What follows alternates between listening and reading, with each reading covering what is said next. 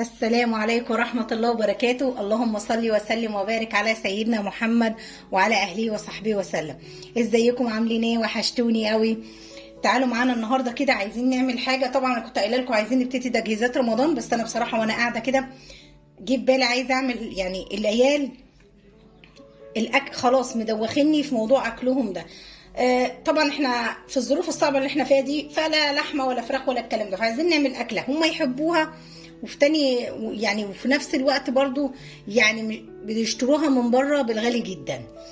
بصوا بقى يا جماعه، انا كان معايا كده ايه، الاول ما تنسوناش كده تصلوا على النبي وتحطوا لايك وتشتركوا في القناه وتفعلوا الجرس يوصلكم كل فيديوهاتنا الجديده من مطبخ سلو.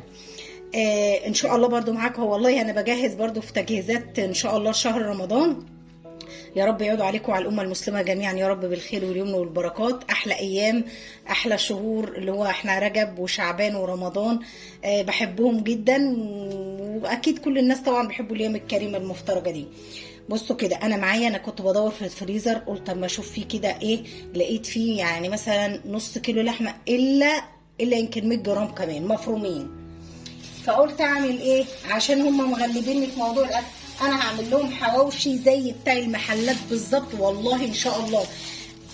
شوفوه معايا، لان انا جربته طبعا قبل ما اطلع لكم بيه. انا جربته لقيته تحفه تحفه تحفه. لان الوصفه جايباها زي بتاع المحلات اللي في الشارع بالظبط. وقد ايه عجبوا الولاد. طبعا ادي معايا اللحمه اهي، انا مطلعاها فكه بقالها فتره اهي. تمام. ادي اهو نص كيلو، يعني والله ما يجي نص كيلو، يعني ناقص 100 جرام كده، 150 جرام. احنا هنكتره كده بقى. معايا طبعا البصل، حواوشي بيحب البصل. ادي بصل، فلفل احمر، فلفل اخضر، طماطم هشيل منها البذر، توم. طبعا البهارات معانا بعدين. اهم حاجه دلوقتي عشان قبل ما نبتدي، الحواوشي بيحب جدا اللي هو الدهون، او اللي لو عندك بقى ليا ضاني، انا عيالي ملهمش في اللي الضاني، فعندي حته دهنه اللي هو بوش ده. ما بجيب لحمه ويبقى فيه دهن ولا كده بعينه، فجيت قطعت الحته دي. انا احطها على البوتاجاز على نار هاديه جدا تسيح، عشان هقول لكم بعد كده هنعمل ايه. خليكم معانا ما تغيروش القناه. رجعت لكم تاني. طبعا حطينا الدهن يسيح على النار، بيبقى على نار يعني خلي النار هاديه جدا جدا عشان ما نحرقش منه. معايا الكبه هنا. هون بقى تدقي، هون تجيبي كبه، تجيبي كبه الخلاط، المهم يعني المتاح يا جماعه. اول حاجه هنزل بيها اللي هو الفلفل الاخضر ده اهو. ادي الفلفل الاخضر معانا كده، والثوم ماشي. وادي الثوم هينزل اهو معانا اهوت. هبتدي وهجيب شويه كزبره ناشفه عشان هضربهم حلو. لو عندك هون بقى ممكن تدقيهم في الهون يبقوا حلوين، بس انا بصراحه الهون اللي عندي رميته لانه مش حلو فرميته. عايزه اجيب نوع هون حلو كده ما يكونش يعني بيصد ولا بيعمل حاجه كده. جبته والله بالغالي وباظ ورميته لقيته مش حلو. هضربها كويس قوي، حتى خليكم معانا عادي، يعني انا اللي هو ضربه حاجه بسيطه تشتغل. الفيشه كده ما اشتغلتش، يبقى احنا نشيل الفيشه دي. شيل انا الفيشه دي كده. الكهرباء فصلت اهو. شغل بس الكهرباء. من جلايد بتاع ده متعب شويه. شوف هتشتغل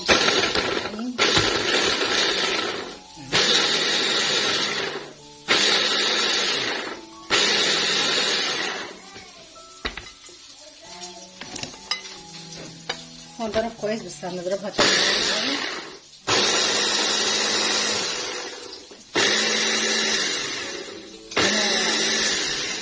ان شاء الله. مش هطول عليكم يعني. هجيب معلقه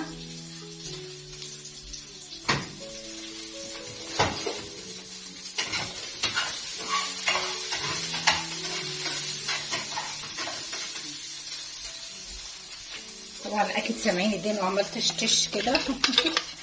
هبتدي انزل ده كله اهو. وهتجيبي طبق، كل ما هنعمل حاجه هنقوم منزلينها فيه في جنب كده، كل ما نعمل حاجه نقوم منزلينها فيه.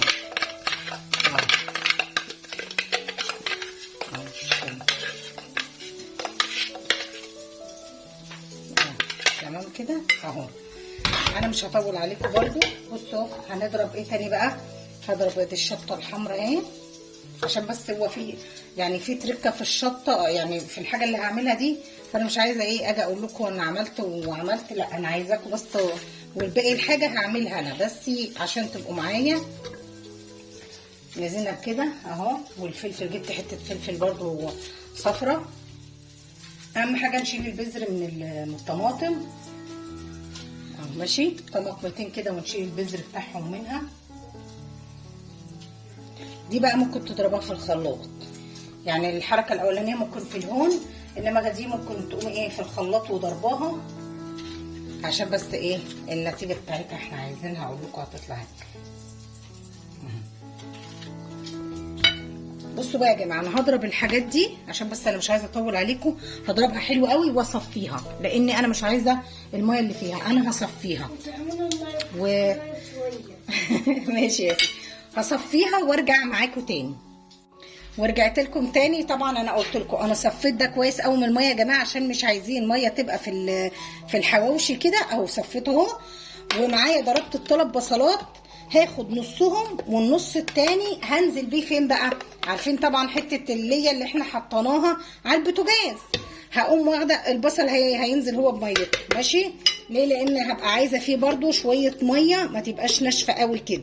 انما هو الطماطم والفلفل هم اللي صفيت منهم، وفعلا طلع منهم ميه كتير.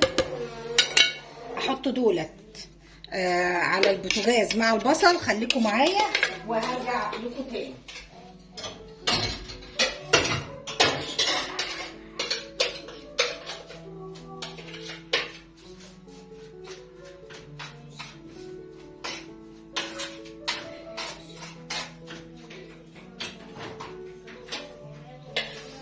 تركاي. بصوا يا جماعه بقى، والله التركتين دول لو عملتوهم ليدوكوا حواوشي اللي انتوا بتشتروه الرغيف ب 30 جنيه و40 جنيه منين؟ من عند المحلات. وعلى فكره بقى في الزمن اللي احنا فيه ده، انا والله نبهت على اولادي، والله لو هيقعدوا طول النهار بره ما حد يشتري منهم اكل، ان احنا في الزمن ده والله المحلات عمرها لا هتديكي لحمه صافي، والله اعلم مصدرها جاي منين. فاحنا مش ناقصين بقى بصراحه وجع بطن وامراض كمان. اللي عايزينه انا اعمل لهم في البيت، لكن نجيب من بره لا. معانا التوابل بقى، تعالوا كده ننزل بالتوابل. معايا معلقه بابريكا اهي، ماشي. معايا معلقه فلفل. طبعا الشطه اللي انا حطاها فيها حراق، لو انت معايا معلقه فلفل اسمر. لو انت الشطه عايزاه حراق قوي، حطي مثلا معلقه شطه حمراء. بس انا حاطه الفلفل الاحمر اللي انا عملته دي معلقه كمون. الفلفل حراق تمام كده. معايا ايه بقى يا جماعه؟ بجيب من عند العطار. هتجيبي بهارات حواوشي بتفرق بصراحه، يعني انا كنت جايبه من عنده اهوت ب5 جنيه. هاخد ايه ده بقى اللي هاخد منه معلقتين كبار كده اهو بتفرق بصراحه. تركتين معايا لو انتوا عملتوهم هيدوكوا نفس الحواوشي بتاع بره بالظبط. معايا معلقه ملح برضو اهي اهو، مش هكتر عشان ما يبقاش حادق. طبعا هقلب اللي على النار واجي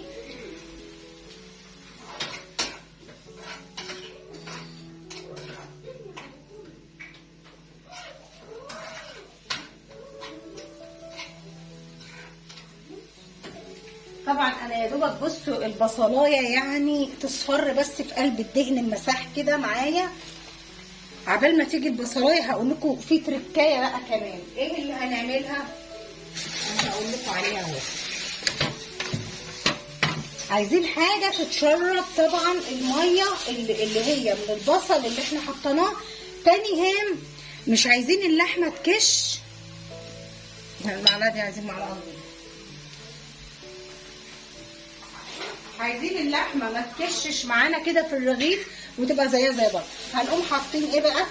هنقوم حاطين معلقتين دقيق. اسمعوا كلامي، ودي بقى وصفه من اصحاب المحلات اللي بيعملوا الحواوشي في الشارع. معلقتين الدقيق ديت سحر كده، هتنقل لكم الحواوشي في حته ثانيه. مع التركات الثانيه اللي هي ايه بقى؟ اهوت. انا جبت لكم اهو التركايه التانيه اللي هي طبعا البصلايه اللي انا حطيتها على النار بالدهنه. طبعا حطينا البهارات وحطينا البصل وكل حاجه كده حطيناها مع بعض.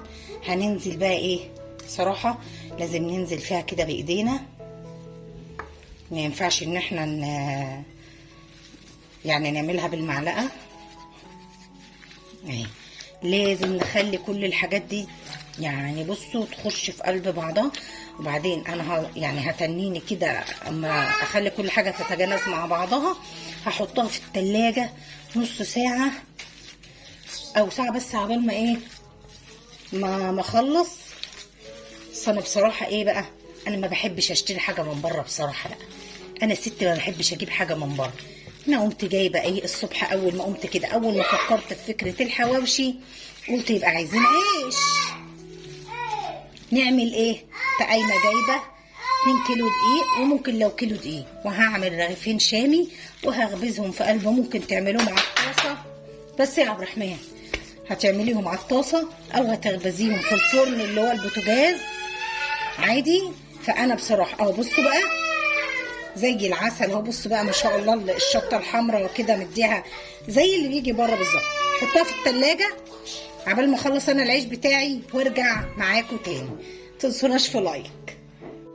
ورجعت لكم تاني كده بعد ما شايفين بسم الله ما شاء الله، شايفين اللهم صل على النبي، شايفين يا جماعه العيش وجماله وطعامته وحلاوته. عايزين يعني اوريه لكم كده حلو اهو ما شاء الله. دول 2 كيلو دقيق شايفين اهو. انا واقفه يا دوبك والله العظيم خبزته، ونعمل احلى حواوشي بقى. شايفين ما شاء الله اهوت قلبي مستوي وجميل ازاي. خليكم معانا بقى كده. هنجيب اللحمه ونحطها في قلبي ونخش على البوتاجاز. رجعت لكم تاني. بصوا بقى شايفين ده محشناه كده، شايفين الجمال كده. طبعا هنخش على البوتاجاز. هتيجوا معايا دلوقتي، هبقى مجهزه معلقه سمنه ومعايا الجريل هنشوف ايه هنعمله ازاي. بصوا معايا كده الجريل، معايا طبعا عوزته سمنه، وهبتدي اعوص وشه كده اهو. لازم السمنه نقوم حاطينه فيه كده اهوت. تمام اهوت.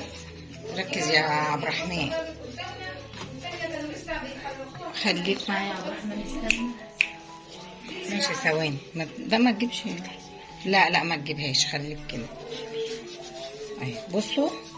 بصوا بقى هسيبها هما كده وهقلبهم على الوشين. ما بياخدش 5 دقايق على فكره. احطه من الوش ده على الوش ده واقلبه، وبرده هرجع معاكم تاني. خليكم معايا. ورجعت لكم تاني. شايفين معايا الجمال، كنت بظبط بس الكاميرا. شايفين الجمال، شايفين سخن مولع كده. معايا لسه على الطاسه، بكمل على الطاسه فيه اهو زي ما انتم شايفين اهو. تحفه بيقرمش. بصوا اهو بيقرمش والله العظيم، يعني زي بتاع المحل بالظبط بيقرمش، والحاجه مستويه فيه اهو. عايزين والله يعني عدو واحد واوريكم الجمال. العيال عمالين ياخدوا، انا قلت الحق اصور اخلص الفيديو قبل ما يخلصوه قبل ما اجي اصور. والله العظيم اجمل حواوشي بيتي. الرغيف ده بره بيبيعوه ب 30 جنيه وما تعرفوش في ايه. القرمشه اللي بره اهي القرمشه. عيش احنا عاملينه في البيت، لحمه عاملينها بكل تكاتها وحركاتها. تنسوناش في لايك واشتراك في القناه وتفعلوا الجرس يوصلكم كل فيديوهاتنا الجديده من مطبخ سلوى. السلام عليكم ورحمه الله وبركاته.